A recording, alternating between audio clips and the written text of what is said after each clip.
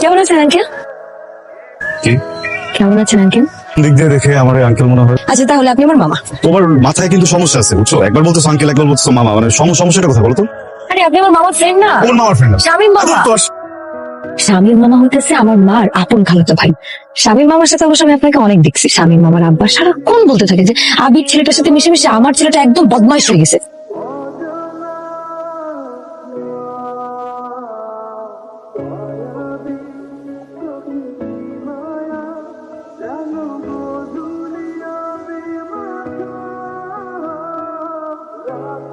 Thank you uncle. আমাদের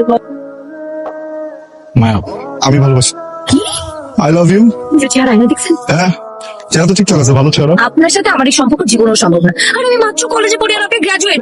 আপনি আমার মামার বন্ধু, মানে আপনি আমার মামা। আজকের পর থেকে আপনি জীবনে কোনোদিন আমার পেছনে পেছনে ঘুরবেন না। আর যদি কোনোদিন আমার পেছনে পেছনে আপনি ঘুরে, আমি আপনাকে এমন অপমান করবো, চোখ লজ্জা কোনোদিন আমার সামনে এসে দাঁড়াতে পারবেন না। ফালতু। হ্যাঁ,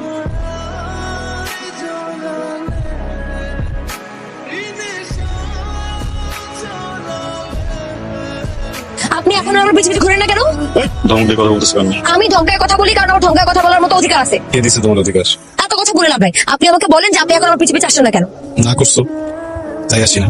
আচ্ছা ঠিক আছে, আপনি এখন থেকে আমার পিছে পিছে ঘুরবেন। আমি আমার জীবনের প্রথম কোনো মেয়েকে দেখে দাঁড়াইছি। আমরা কিন্তু সাধারণ পরিবারের ছেলে ফেলে, আমাদের কিন্তু খুব বেশি কিছু নাই। এতটুকু আত্মসম্মান বোধ আছে।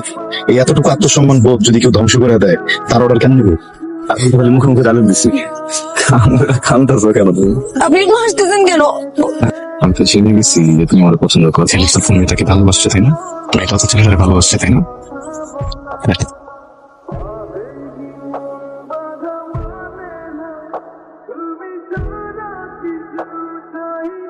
সালাম শিকদার তোমার বাবা না? জি।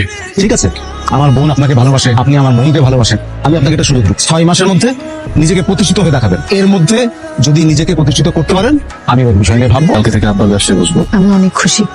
আমার তোমাকে কিছু কথা বলার আছে। তোমার অনেক বাজে অভ্যাস আছে না? অনেক বাজে সঙ্গও আছে। আমি শুনছি মাঝে মাঝে তুমি মদ গাঁজাও খাও। তুমি আমার জন্য এগুলো সব ছেড়ে দিবা। খুবই সুন্দর দুইটা কারণে বদলায়, একটা মানুষের চেপে বলবো আর একটা ভালোবাসার মানুষের জন্য। আমি এই সময় কোনো জিনিস বলবো না, আমি তোমার অনেক ভালোবাসি, অনেক। আমি তোমার অনেক ভালোবাসি।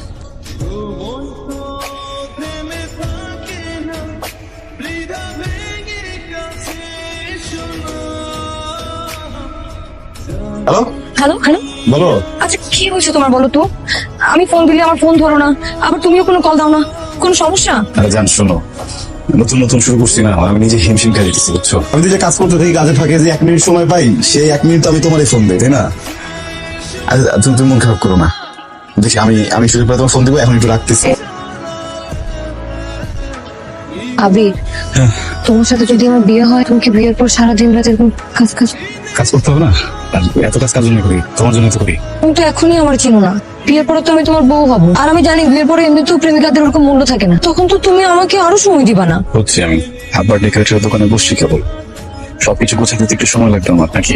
তোমার কি হয়েছে জানো? আমার ছাড়া ভালো লাগে না। ভালোবাসা বাড়ছে তো, এই জন্য একা একা লাগে। তো চোখের নিচে কালি পড়ে গেছে, কি শুকাই গেছো? কাজ করি, এত কাজ করি, এত চেষ্টা করি। আমি সারাদিনে যে 2 মিনিট সময় পাই না, ওই 2 মিনিট সময় আমি শুধু তোমার দিই। তোমার বুঝো না জান, আজকে সারাদিন তোমার। আসলে হ্যালো, আসসালামু আলাইকুম বাবা। চেয়ারম্যান জরিমানা দিবে না? তুমি আটকাও তো, আটকাও, আমি আসতেছি। তুমি আটকাও, এক্ষুনি আসতেছি আমি। কি হয়েছে?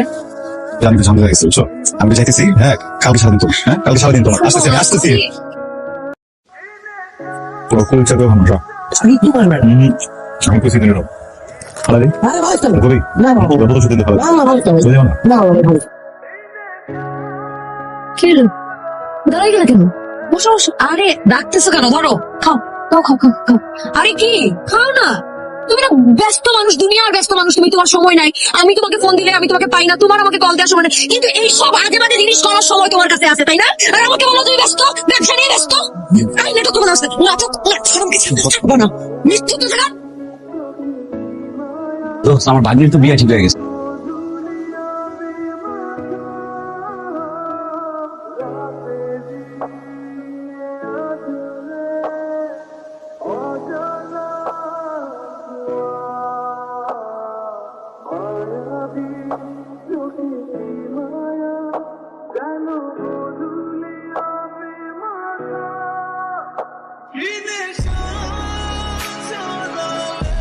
এ আশ্চর্য, তোমার সমস্যা কি? এতগুলো মানুষের সামনে তুমি আমাকে হাত ধরে এখানে টেনে নিয়ে আসলা? তুমি আমার সাথে থাকতে পারবা?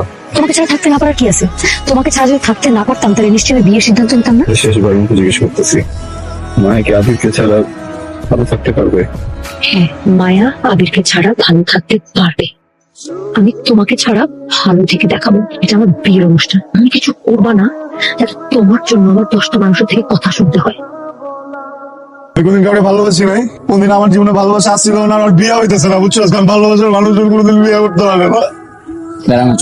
আমি কইতেছি তোরা তুই সর, আর কি জানি কুষ্টি গেলে আমি সর। তাই ফিরে এসে